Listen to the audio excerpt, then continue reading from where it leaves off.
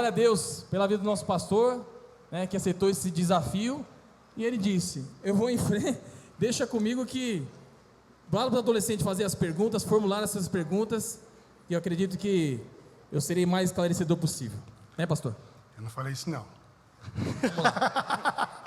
Eu falei que Deus tenha misericórdia da minha alma. Amém. A gente está aqui para servir. Obrigado, Tarcísio. Obrigado, Cíntia. Obrigado, Rockets. Né? Até ganhei uma camiseta, eu acho que ganhei, né? Até então não me falaram apertadinho, nada. Né, pastor? Não me falaram nada, pois é. Então eu agradeço, né, essa oportunidade. Vocês pouco me ouvem, né? Pouco me ouvem, mas a gente está aqui. Né? Eu acredito que o único professor de verdade no reino de Deus é o Espírito Santo. Então, talvez vocês já recebam um não sei logo de cara. Mas vamos lá. Vamos lá então. Uma primeira pergunta. A primeira pergunta eu vou deixar com o Tiago. Cadê o Tiago? Cadê o Tiago? Tá, levanta a mão aqui. Isso. Passa o microfone, por favor. Vamos lá, pastor Rodrigo. Como combater e ficar firme contra o ateísmo ensinado nas escolas? Então, repete, desculpa. Como combater e ficar firme contra o ateísmo ensinado nas escolas? Bem, eu acredito que, primeiro, Tiago, a gente tem que entender o que é ateísmo. O que é ateísmo? Porque possa ser que eu seja ateu do Deus que a pessoa também está querendo defender. Então vamos lá, vamos por partes. O que significa ateu? A princípio a gente acha que é aquele que não acredita em Deus, e na verdade não é. Porque acreditar é professar uma fé, é professar uma crença. E o ateu tem uma crença, a crença de que Deus não existe, mas é uma crença. Então não é nesse sentido que nós vamos entender o ateísmo. O prefixo a da palavra ateu, na verdade significa negação ou ausência. Em outras palavras, ateu é o não Deus ou sem Deus. Então quem é o ateu? O ateu é o que não tem Deus, não propriamente dito aquele que não acredita. Isso seria ateísmo. Por isso que o ateísmo raiz é muito mais forte e fala até hoje do que o ateísmo moderno. O ateísmo moderno quase ninguém fala. Agora, eu gosto de uma expressão de Harold Krishna. Ele é judeu, rabino, mora nos Estados Unidos. E quando ele conversa com alguém que se julga ateu, ele diz assim para este alguém: me fala do Deus que você não acredita, porque possa ser que eu também não acredite nele. Partindo desse pressuposto, o Rodrigo, pastor da Lagoinha, São Miguel, é ateu de muitos deuses.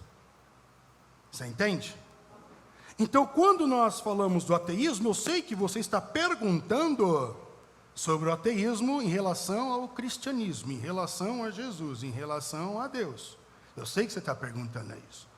Entretanto, nós temos que entender o que é ateísmo. Então, quando alguém falar para você sobre argumentos ateístas, você tem que falar para a pessoa: mas de que Deus nós estamos falando? É a pergunta que você tem que responder, porque talvez o Deus que você me demonstrar, eu também não acredite. Você entende?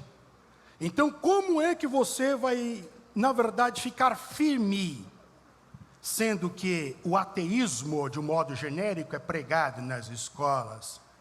Não tem outra escapatória senão conhecer as Sagradas Escrituras. Primeiro ponto. Não tem por onde fugir, não tem meio termo, não tem fórmula secreta, não tem como você fazer uma receita de bolo, bater na batedeira e engolir aquilo ali, ou como se fosse um shake. Não tem isso. A receita é ler as Sagradas Escrituras e ter a sua vida com Deus, pois quanto mais comunhão com Deus, mais perto de Deus, mais visível, perceptível Deus é. O problema do ateísmo é que as pessoas querem ver Deus. E Deus não foi feito para ser visto, ele foi feito para ser percebido.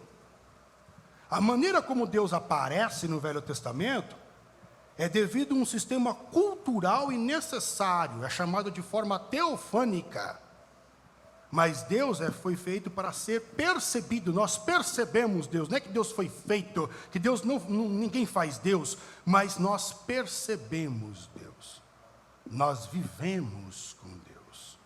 Deus, ele é do universo da encarnação.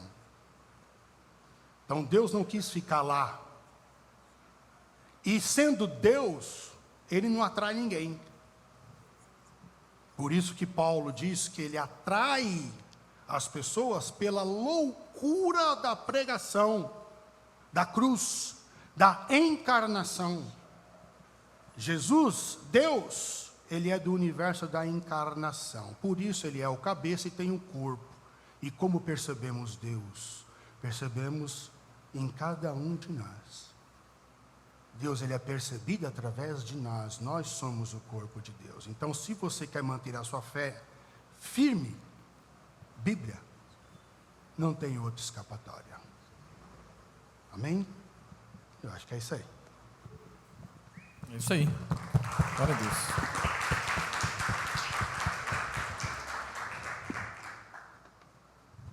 Heloísa também fez 2 perguntas. É isso, Elô? Leva o microfone para ela aí. Tá tudo certo? Por favor. As 2 perguntas são: como explicar a existência de Deus? Calma, uma de cada vez, por favor. Como explicar a existência de Deus fugindo da explicação clichê como você vê o vento, coisas assim. E a outra é como explicar o porquê de Deus permitir o sofrimento.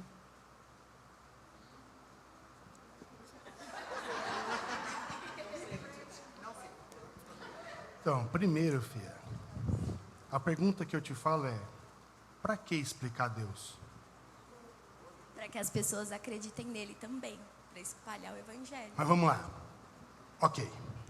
Então, se você fala para mim que quer explicar Deus para alguém, em outras palavras, esse alguém está perdido, precisa ter uma noção, logo Deus estaria em debate. É isso?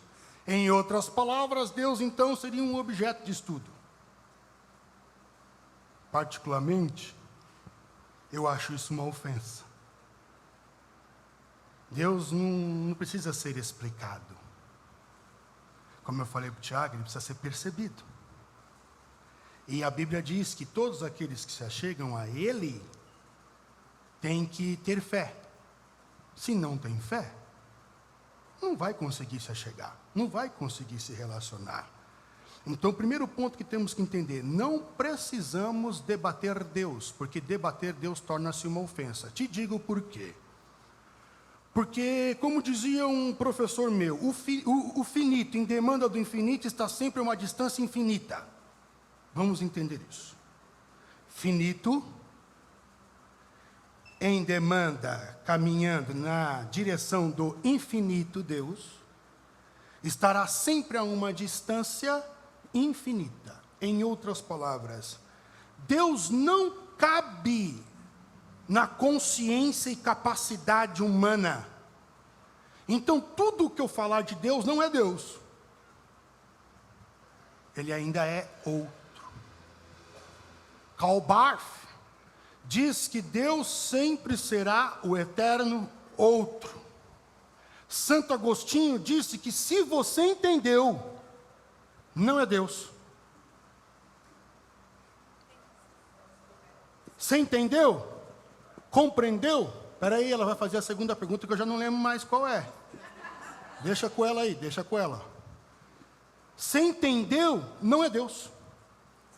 Porque Deus não dá para limitar na nossa. É por isso que o pastor Rodrigo, às vezes, torna-se até um pouco meio que, sei lá, bruto, em criticar determinadas coisas que se falam com determinação, porque eu não tenho a capacidade. Eu gosto do sábio Salomão, quando ele escreve Eclesiastes, que ele diz que a realidade ela é muito mais complexa e profunda do que aparenta ser. E Deus é assim. Deus é muito mais complexo, Deus é um paradoxo, Deus é muito complexo. Então, a pergunta é, para que debater Deus? Porque se nem Ele mesmo sai por aí tentando provar que existe. E outra, a palavra existência não cabe para Deus. Porque a palavra existência significa tirado de. Então vamos lá. O que é que eu tenho no meu bolso aqui? O que é que eu tenho no meu bolso aqui? Você sabe? Por que não sabe? Porque não vê. Mas se eu fizer assim, então o que eu tenho no meu bolso? Uma chave de um carro. Você sabe por que vê. E sabe por que vê? Porque eu tirei do bolso. Isso é existir. Tirar de. Logo, Deus não pode ter saído de algum lugar. Porque se ele saiu de algum lugar, supõe-se que esse lugar é maior que ele e ele deixa de ser Deus. Deu para entender? Então, a gente usa a palavra existir porque não temos palavras, falta-nos vocabulário para expressar a existência dele. Então, ele mesmo diz em Hebreus que ele é ontem, ele é hoje, ele é amanhã e sempre será. Porque existir não combina e Deus não é objeto de estudo. Entretanto, se você quer conversar de forma madura com alguém para apresentar Deus, Tomás de Aquino, que era aristotélico, Tomás de Aquino, que era um teólogo do século XIII, 1256 aproximadamente, e ele cria 5 vias. E a primeira dela é: Deus é a causa causadora incausada. Deus é a causa causadora incausada. Pela lei da ciência, toda causa produz um efeito, certo? Então, Deus é a causa que produz o efeito. Deus é a causa causadora, produz todos os efeitos. Mas não foi causado. Então, tudo que existe foi tirado de onde? Dele. Não tem como Deus falar, vem a luz, e a luz saiu de um lugar que não é dele. Não tem como. Então, Deus é a causa causadora e incausada. Outro, Deus é o motor imóvel. Então, a expressão Deus vai, Deus vem comigo, Deus vai comigo, isso também não cabe para Deus.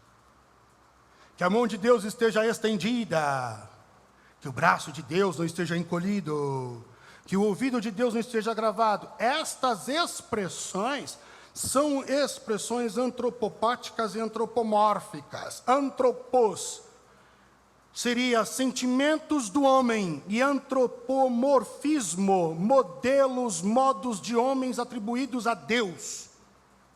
Então Deus não vai, Deus está, porque Deus é imóvel. Por isso ele falou, o motor imóvel. Para que serve um motor? Faz todas as coisas funcionar. Mas ele mesmo está parado. Se Deus fosse ouvir, ele seria um ouvido eterno e infinito. Se Deus tivesse uma mão estendida, ele seria uma mão eterna e infinita. E seria só isso. Então essas expressões são expressões para entendermos que Deus nos acompanha. Um terceiro e último argumento que você poderia usar é o seguinte: tem a Camila que se acha bonita ali atrás. E aí tem a Daniela que se acha mais bonita aqui na frente, da Camila, que ela é mais bonita que a Daniela. E aí tem aqui então um adolescente na frente da Daniela, que é mais bonito que a Daniela, que é mais bonito que a Camila, que tem um adolescente na frente, que é mais bonito, até chegar no mais bonito de todos aqui da igreja, que seria eu. E depois de mim só pode ter uma pessoa: Deus. Então a ideia é chamada de axiológico, a ideia da perfeição. O problema desse argumento é que esse argumento, se Deus é perfeito em tudo e seria tudo, então ele também seria o maior pecador. Porque tem um pecado, tem aquele que peca um pouco mais, tem aquele que peca um pouco mais, então Deus seria o maior pecador.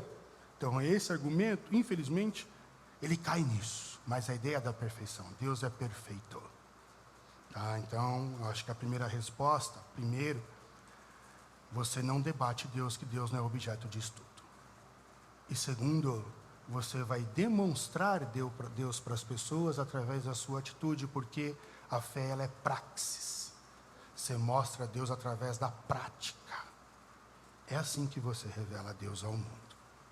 Tá? Qual que é a segunda pergunta? A segunda pergunta é por que ele permite o sofrimento? Como explicar a permissão do sofrimento, como fome, essas coisas? O sofrimento, ele é o grande problema do ateísmo. Por que existem pessoas que são ateus? Justamente porque tem um sofrimento. Então, se tem um sofrimento, Deus não existe. Porque se Deus existisse, não teria sofrimento. Argumento errado. Porque o mesmo elemento, o sofrimento, que pode, entre aspas, comprovar que Deus não existe, é também o elemento que comprova que Deus existe. E eu vou te dizer o porquê. Como é que você conhece a cura de uma gripe? Estudos e da experiência. Você viveu uma gripe. O que é uma gripe? Você nunca teve, você não sabe. Mas quando alguém falar o que é gripe, você teve, você passou pela experiência, e você então conheceu a cura por causa da doença. Entre aspas, o que eu quero dizer é que sem doença não tem cura. Logo, sem sofrimento também não tem o lado bom da coisa. Sem o mal também não tem o lado bom da coisa, o bem. Então, o mesmo elemento que eles julgam existir, que fala que Deus não existe, o mesmo argumento também é o argumento que comprova. Qual que é o lado bom da vida? Deus. O sofrimento não anula a existência de Deus. Pelo contrário, comprova. E nós somos provas disso. Por que existimos? Para mostrar a bondade e a satisfação das necessidades. E isso é Deus na nossa vida. Porque se Deus não estivesse na nossa vida, nós não faríamos nada. Entende? Então, o sofrimento, ele é permissível. Deus permite, ele é soberano e ele permite o sofrimento acontecer. Porque ele é soberano, ele poderia sim. Entretanto, Deus nos fez seres à sua imagem e semelhança. E a imagem e semelhança significa ser livre. E parte do sofrimento é provocado por nós mesmos. Nós temos o diabo como agente de sofrimento. O ser humano como agente do sofrimento. Mas nunca Deus como agente do sofrimento. Nunca. Deus não é agente do sofrimento, Deus não lança doença, Deus não lança pandemia, Deus não lança nada disso. Eu gosto da expressão de C.S. Lewis que diz que pior do que não acreditar em Deus é acreditar num Deus monstruoso. Deus não é monstruoso, Deus é amor.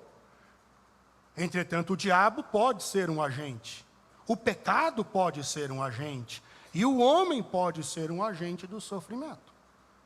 Mas se não sofrermos, talvez não amadureceremos. O sofrimento ele é muito mais um professor, um alerta, do que um mal em si. Então, o sofrimento, ele comprova que Deus existe. E nós somos prova disso, é para isso que existimos. Eu acho que é isso.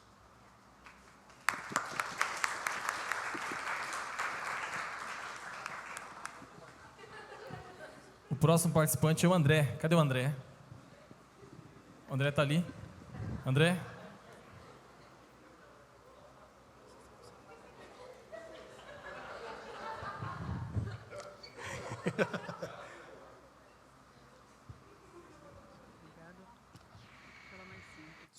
Som.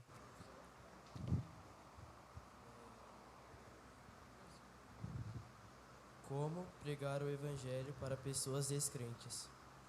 Como pregar o evangelho? Para pessoas descrentes. Como pregar o evangelho para a pessoa descrente. Bem, acredito que a maior ferramenta do evangelho é o amor. Então eu acho que muito mais do que falado, você tem que demonstrar o evangelho. Pois Tiago escreveu, do que adianta você falar para o seu irmão que está tendo necessidade, vai-te em paz, se acalente, e você não der para ele um prato de comida ou alguma coisa para se esquentar?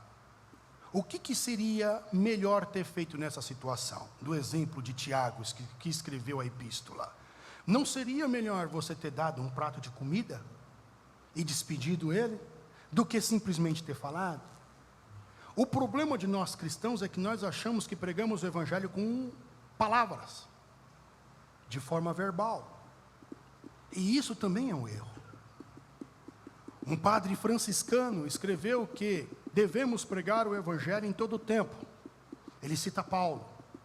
Mas se preciso for, fale. Então, se preciso for, fale. Na verdade, nós não precisamos falar para pregar o evangelho. Nós temos que demonstrar o evangelho. E o que é demonstrar o evangelho? É demonstrar o amor, a compaixão. E isso constrange. Suponhamos que você, André, é alvo de bullying. Você é alvo de bullying na escola? Não, eu já fui.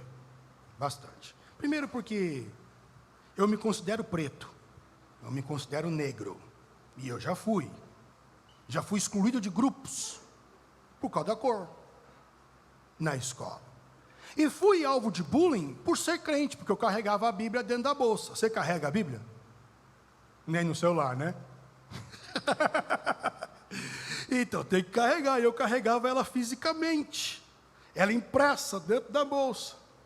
E por causa desses dois motivos eu sofri bullying. Só que eu não pagava o mal com o mal. Porque todos os dias a minha mãe fazia culto doméstico em casa. E a minha mãe lia trechos e trechos da Bíblia. Eram horas sentado ouvindo a minha mãe ler a Bíblia. Quando ela não lia, ela mandava eu ler, ou a minha irmã ler, ou o meu irmão ler. Todos tinham que ler, todos tinham que cantar e todos tinham que orar. Era assim que eu cresci. Então a palavra ficava inculcada na minha mente. E a Bíblia nos ensina que devemos pagar o mal com o bem, não o mal com o mal. E é assim que pregamos o evangelho. Então a pessoa te faz bullying, e você vai dando o outro lado, mostrando o lado bom da coisa, mostrando o perdão. Você vai mostrando a compreensão. Aí chegar uma hora que essa pessoa desiste. O que é que você tem de diferente, André? Que eu brinco com você, eu te zoo e você não se incomoda. Não, eu só estou mostrando para você que eu tenho Jesus. Aí você fala. Aí você fala. Então, como pregar o evangelho para as pessoas descrentes? Mostrando o que o evangelho é. Se o evangelho é visitar doente, é isso que você vai fazer. Só que é muito fácil visitar o doente, que é meu amigo, por exemplo. Meu filho Lucas é teu amigo. E se ele ficar internado, talvez você queira visitá-lo, porque é teu amigo. Mas e o cara que fez o bullying com você? É aí que você mostra o evangelho. É aí que você constrange. É aí que você está pregando. Ô, mano, você veio aqui? É, eu vim. Você não precisa orar. Não precisa falar em línguas. Não precisa fechar o olho, colocar a mão. Não precisa fazer nada. Só o fato de você estar lá já mostra que você é diferente, porque é o que Jesus faria. É assim que a gente prega o evangelho.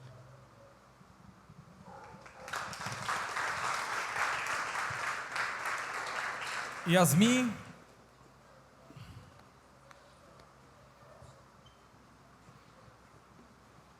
São duas perguntas também. Então vamos pela primeira. Tá. Hoje em dia, ser cristão não é fácil. Várias igrejas falando heresias e o mundo sempre nos oprimindo. Nossa fé é constantemente abalada. Como podemos perseverar na palavra do Senhor sem cair nessas brechas? Como?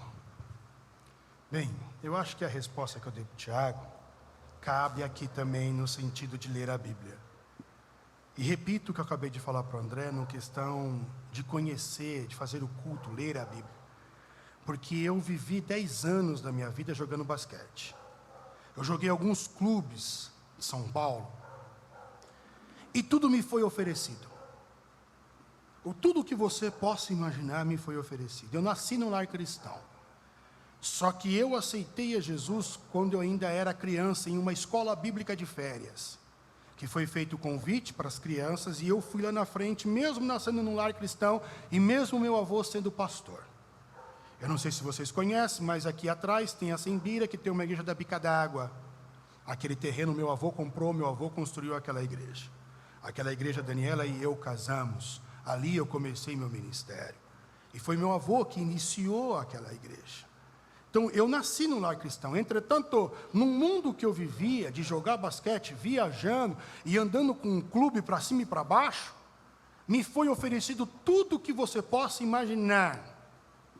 Só que todas as vezes que me ofereciam algo, é mais ou menos como o anjinho e o diabinho dos desenhos animais. A palavra de Deus gritava dentro de mim que a minha mãe havia pregado para mim nos cultos do lar.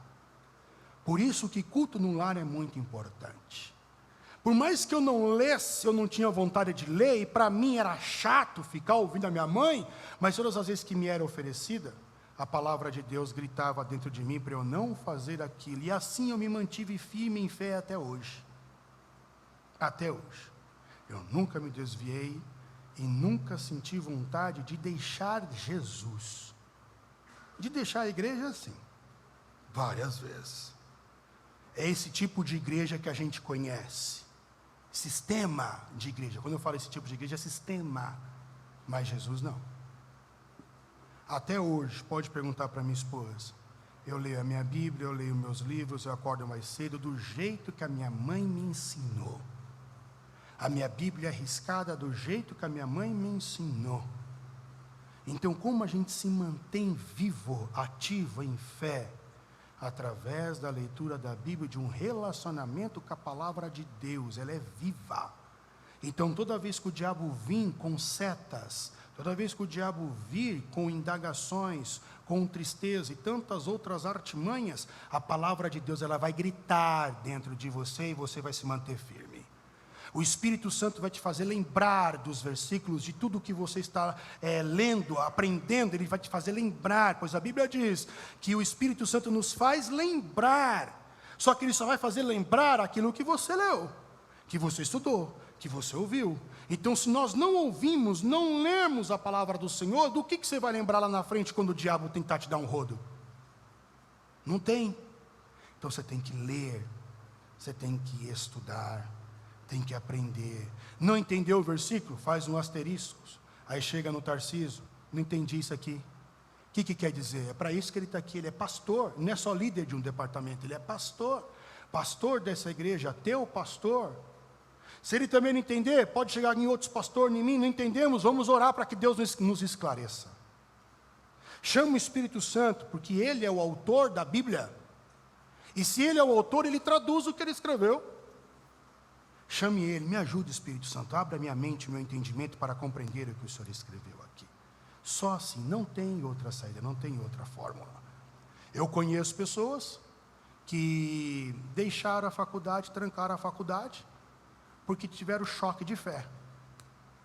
Já no meu caso, quando eu tinha aula de filosofia, que um professor ateu foi dar, eu já defendia a minha fé, não precisava, foi o que eu falei para a Heloísa, não precisava, mas eu era jovem, intrépido naquela época, então, filho, não vem falar da minha fé, e eu, para cima também, mas por quê? Estava aqui dentro, você entende? Então, é o único caminho, relacionamento com a palavra de Deus, não tem outro, tá? Próximo. Hoje em dia, tem muitas igrejas que usam óleo ungido. Por que a Lagoinha não usa? Isso é polêmica, hein? Sai daí, irmão. Quer tomar um pouco de água, pastor? Não. Vamos lá. Se quiser, eu pego aqui. Não é a Lagoinha que não usa, a Lagoinha usa, Rodrigo não usa. Tá? Não é a Lagoinha usa. Rodrigo, pastor, não usa. Por quê? É bíblico. Está na Bíblia. No Velho Testamento, no Novo Testamento. Tiago ainda diz, quem está doente aí, leva para os presbíteros, para ungir com óleo. Está lá. Está lá. Entretanto, quando a gente lê a Bíblia, a gente tem que fazer algumas perguntas básicas e chaves. Que, onde, como, porquê, quando? Para quem? Então, quando você lê, quem disse? Para quem disse? Quando disse? O que foi dito? Como é a época em que foi dito para tal pessoa o que fulano disse? São perguntas básicas. Na língua portuguesa chamamos isso de análise léxico-sintática, que tem a frase. Quem é o sujeito? É sujeito oculto, sujeito determinado, pretérito imperfeito, substantivo não sei o quê, predicado. É análise léxico-sintática. Análise sintática na portuguesa. E o que você vai fazer na Bíblia? Perguntas básicas. Vamos lá. Quem disse para trazer para os presbíteros e ungir com óleo? Tiago. Estou falando de Novo Testamento, estou falando de Velho. Tá? Tiago. Quem era Tiago? Judeu. E os judeus tinham costume no Velho Testamento de ungir coisas, entre aspas, sagradas. Tudo que era colocado no templo, unge. Quem vai ser rei? Unge. Quem vai ser sacerdote? Unge com óleo. Não é o que Deus fala para Samuel? Enche aí o teu cântaro, enche o teu vaso de azeite e vem. Unge Saul, unge Davi, com todos os outros profetas a mesma coisa. Quem que era ungido? Aquele que exerceu a política ou o sacerdócio, ou um instrumento dentro da igreja. Tudo isso era ungido. Costume de Israel. E Tiago é quem? Um judeu. Então, quando ele vai escrever, ele coloca um pouco da cultura dele. O que Paulo bate em cima.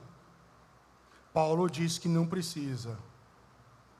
Paulinho vira para Pedro, porque Pedro quer colocar outra cultura dos judeus nos gentios. Quem é o gentio? Somos nós, tá? Gentil é todo aquele que não é judeu. Não nasceu em Israel, é gentil. O resto do mundo é gentil.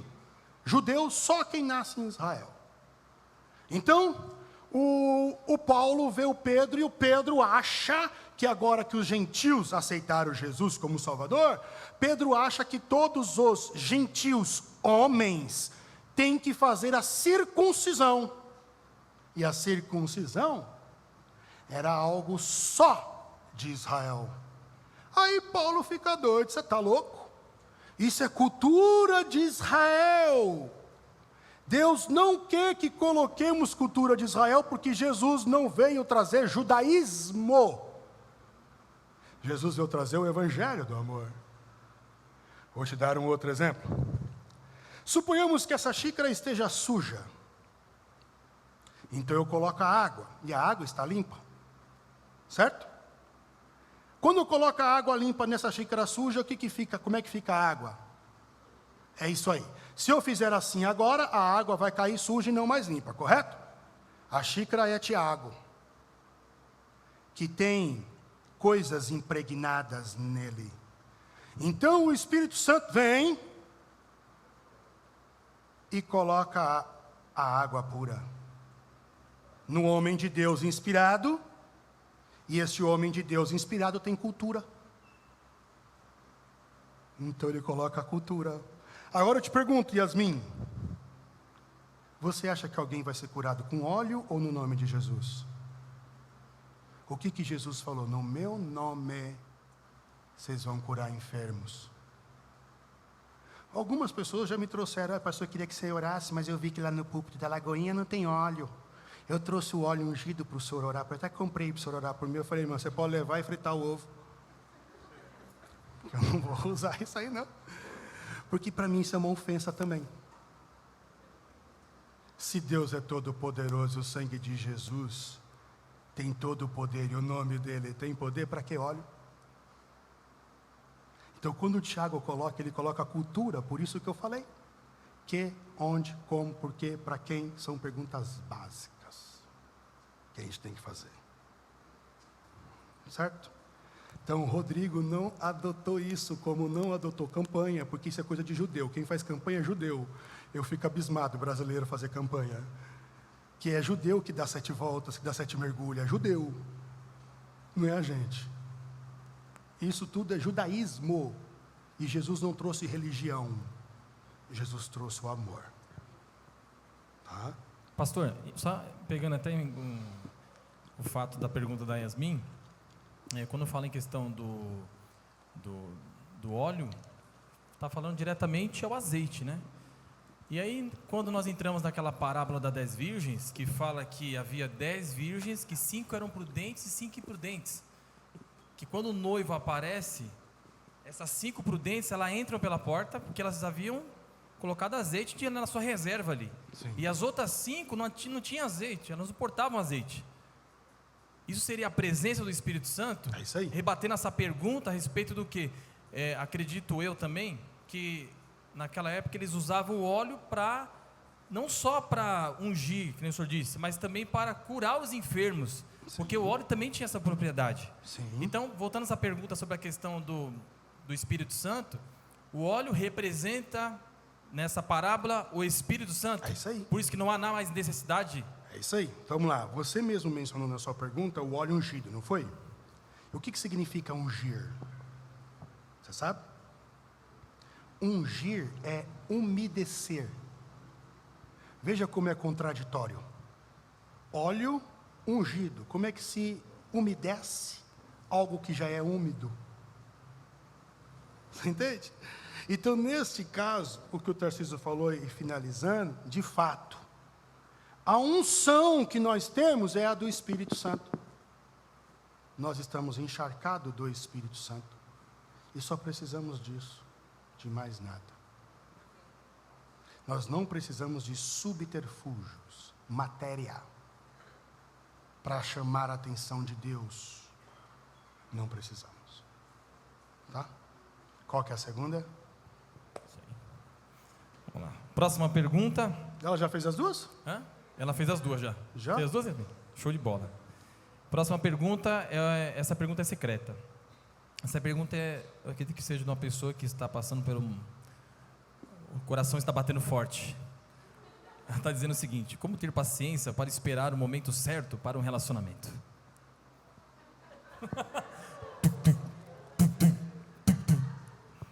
Ela está ouvindo, pastor, está aqui, mas ninguém sabe quem é.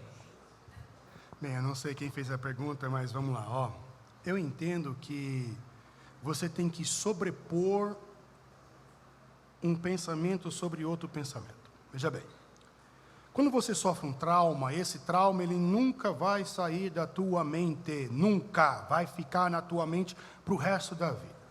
É o que Augusto Cury chama de janelas killer. Então nós temos 2 tipos de janela, e é arquivado. E segundo Augusto Cury, tudo o que acontece na nossa vida, nós temos 5 segundos para deletar da nossa mente, senão vai ficar impregnado em nossa mente. Então, na verdade, você não vai extinguir um pensamento, ou uma circunstância, ou algo que aconteceu na sua vida. Você não vai extinguir. Você não tem como abrir a sua cabeça e arrancar aquilo ali. Não tem como você abrir a sua cabeça como se fosse um computador e simplesmente naquela pasta e deletar aquela pasta, aquele assunto, aquele documento. Não existe isso. Mas tem como ressignificar. E ressignificar é sobrepor algo sobre o existente. Então, como ter paciência? Primeiro, você tem que colocar um pensamento em cima disso, porque você que fez a pergunta tem que entender que você é muito jovem e o amor ou a paixão é uma relação de estranhamento. É estranho se relacionar com alguém diferente. Os seus olhos brilham, os seus hormônios estão agitados. Mas quando você inicia um relacionamento, há um choque, uma fusão, e nisso você pode se machucar. Então você tem que sobrepor este pensamento de paixão, de amor, de ficar, de cultura hookup. Você tem que sobrepor tudo isso com outros pensamentos. É o que ensina Paulo. Se existe alguma coisa boa para se pensar, pense nisso. Pense nas coisas do alto. Esquece das coisas para que para trás ficam e avança para a direção certa, para o foco, para o alvo. Sobrepõe este pensamento. Conforme você for sobrepondo, você consegue esperar o momento certo, que na verdade o teu sentimento te engana. Inclusive a Bíblia diz que enganoso é o coração do homem. Os teus sentimentos, o teu coração te engana, os teus olhos te enganam. E principalmente os demônios que estão dentro de você, que nós chamamos de hormônios. Estes, pior ainda. Pior ainda. Então sobreponha o pensamento. Pensa nas coisas do alto até o momento certo.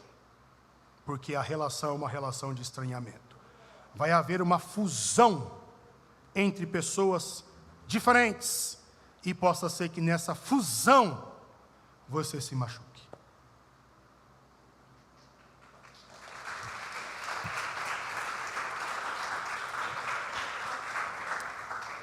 Próxima pergunta é: quanto tempo se passa de Gênesis até o nascimento do Cristo? Não sei.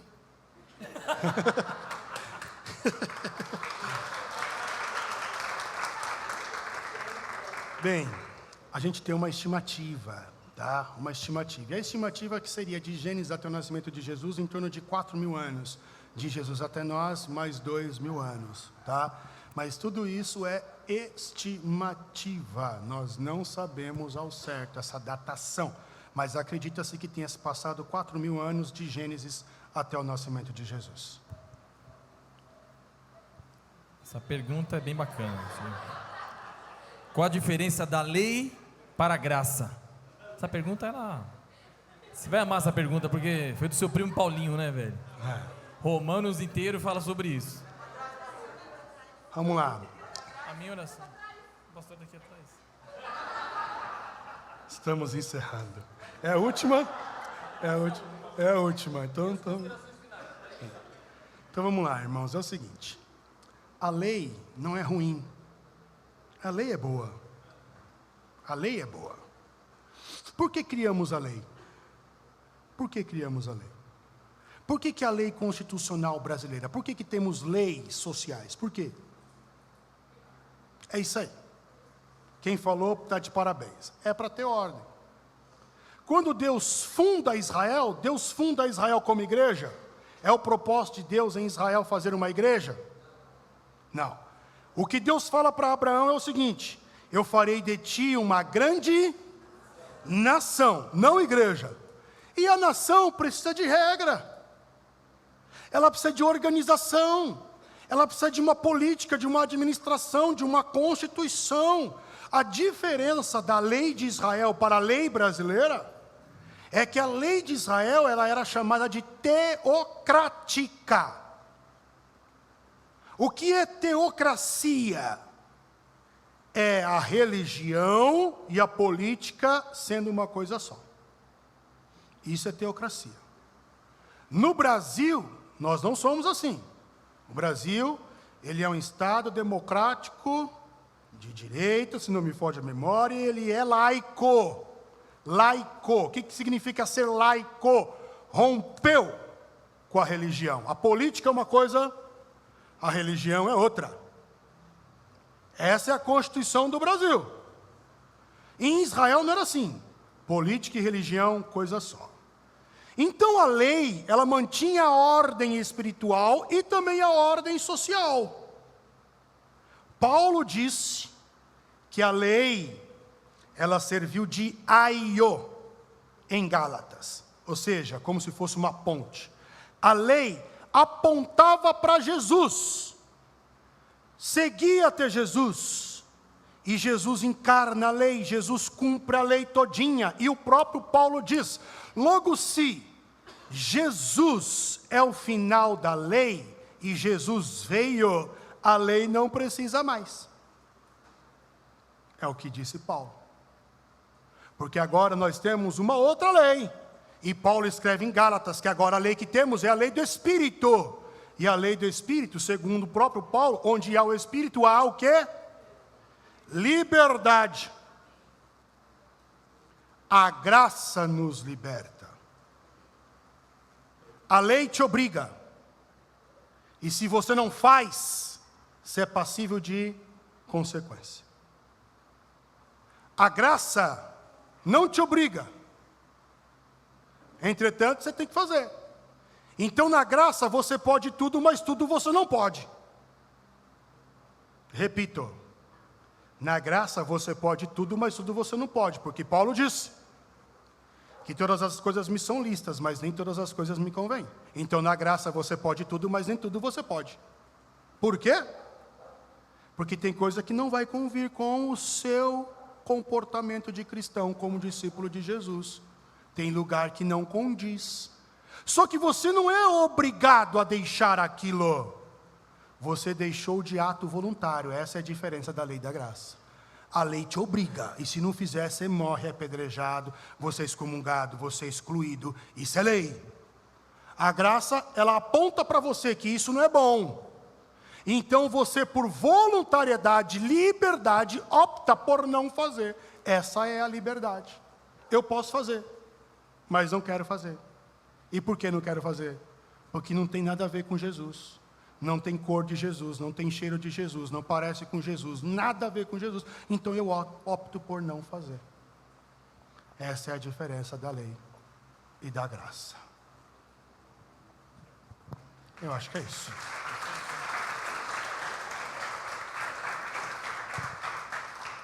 Pegando só um adendo nessas suas falas, senhor, a respeito da lei e da graça. Quando nós falamos da lei, me parece algo como regra, né? Que perpetuou até Cristo. Mas quando Jesus ele encontra a mulher em adultério, o que ele diz? O que fosse pego em adultério seria morto, não é isso ou não? Pela lei. Pela lei, tá. Agora aquele que olhar impuro para uma mulher, já adulterou com ela. Em Romanos fala sobre a lei de Cristo. Existe a lei de Cristo? Sim. Baseado nisso? Sim. Então, assim, um exemplo. Se lá no Velho Testamento dizia, olha, seria apedrejado, né? No Novo Testamento, se você olhar, se fosse pego com uma mulher em ato, você seria condenado, morto. Agora, Cristo, só olhar. Isso, no Novo Testamento, só de olhar, você já pecou com ela, adulterou com ela, né? Então vamos lá. Nesse caso aí, a gente tem que entender o seguinte: o que Jesus está querendo dizer? Ele está querendo dar uma nas pessoas que são hipócritas. Ele está querendo dar uma, ensinar. Está dando um coice de verdade nas pessoas que são hipócritas. Então vocês querem matar porque foi pega em adultério. Mas e vocês que adulteram aqui dentro? Vocês são, para Deus, o que acontece aqui dentro é tão nocivo quanto o que acontece aqui fora. Então isso é hipocrisia religiosa. Então, já que é para matar esse que cometeu aqui fora, mata também quem comete por dentro. Essa é a lei de Tailão. Olho por olho, dente por dente. Então, Jesus traz que lei? Qual que é a lei de Jesus? O amor. E o próprio amor é voluntário, porque ninguém é obrigado a amar. Quem que é obrigado a amar? Quem que é que apontou uma arma na tua cabeça para você amar teu filho, teu cônjuge? Quem que apontou uma arma na tua cabeça? Quem que é obrigado a amar? E quem ama vai adulterar? Vai machucar? Não. Não vai. Essa é a lei do Cristo, o amor. Se você ama, você não prejudica. Você vivifica.